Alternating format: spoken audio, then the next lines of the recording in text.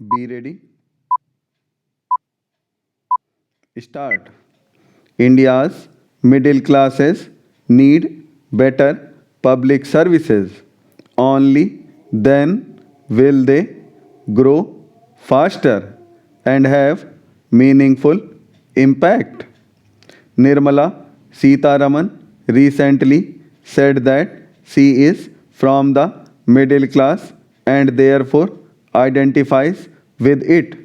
With her fifth budget speech scheduled on February 1, she pointed out that government of India had not levied new taxes on the middle class. Instead, it prioritized urban infrastructure such as metro projects. Given India's narrow income tax base, middle class aspirations and anxieties often come into focus ahead of the budget. How large is the constituency? Think tank price pegs middle class households as ones that earn an income of rupees 5 to 30 lakh a year. Price estimated they make up 30% of all households in 2020-21. That is roughly in line with what tax data shows. In 2018-19, on an admittedly narrow individual income tax base of about 56 million returns filed, individuals with income in the range of rupees 5 to 25 lakh numbered around 19 million or 34%. The data on the tax base is out of sync with consumption patterns, which suggests that the potential size of the middle class is much larger. It leads to Sitharaman's second observation about investments in public infrastructure. There is a mismatch between what different levels of government show as investment and public perceptions about their quality of life.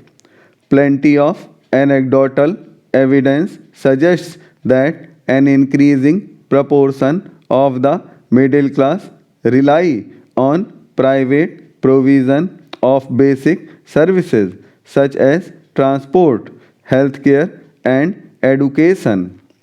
This trend leads back to questions about the tax base as economist Deves Kapoor suggests that when middle classes exit and move towards private provisions of basic services, it has an adverse effect on the inclination to pay taxes.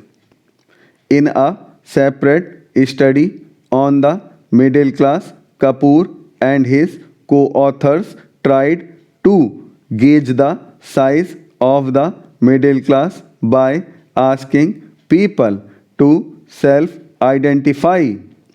Almost half of India describes itself as middle class, a phenomenon that is sharper in urban areas. Poor urban governance architecture not only limits the impact this class can have on politics, it also makes it harder for individuals to cross the rupees 5 lakh income threshold. The middle, which benefited from liberalization, needs to grow faster. Better than courts stand and Government of India's proposal is revising the Collegium's Memorandum of Procedure.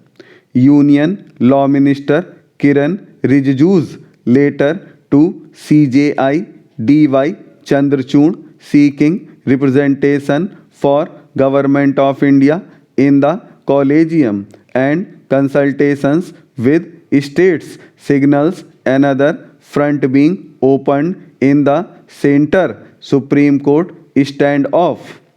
The Collegium system is the outcome of the third judge's case of 1998, which envisioned procedures for appointment of Supreme Court and High Court judges.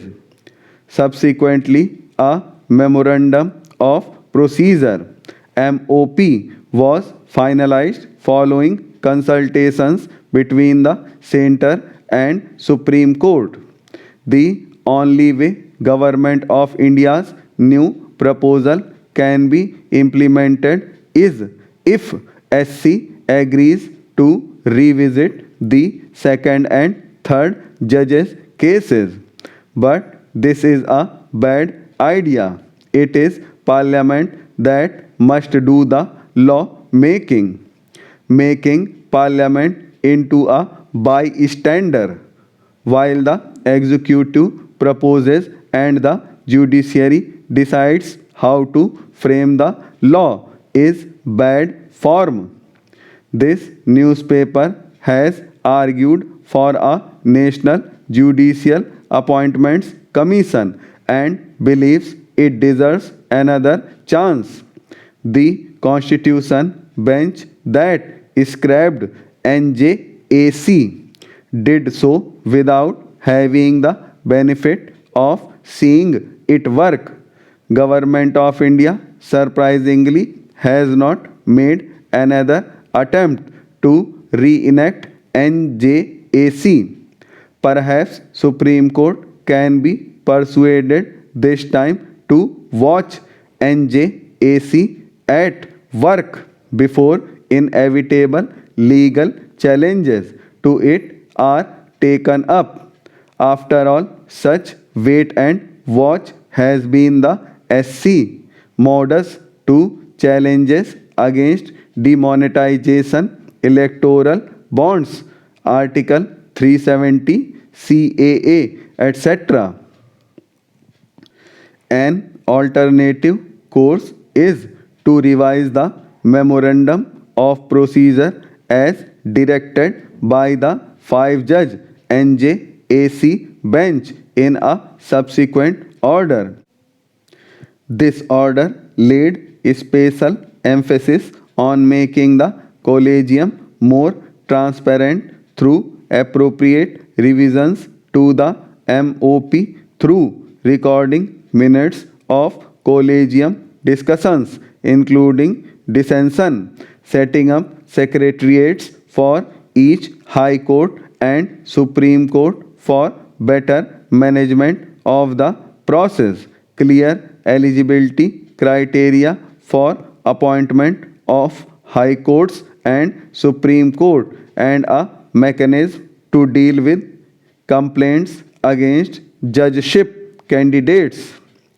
Since Centre's primary concern about the present Collegium system appears to be the lack of transparency, the MOP revision, which has stalled for over 6 years over relatively minor disagreements, should be reviewed. The current standoff is creating unnecessary tensions and must not affect filling of judges' vacancies. May wise judgment prevail.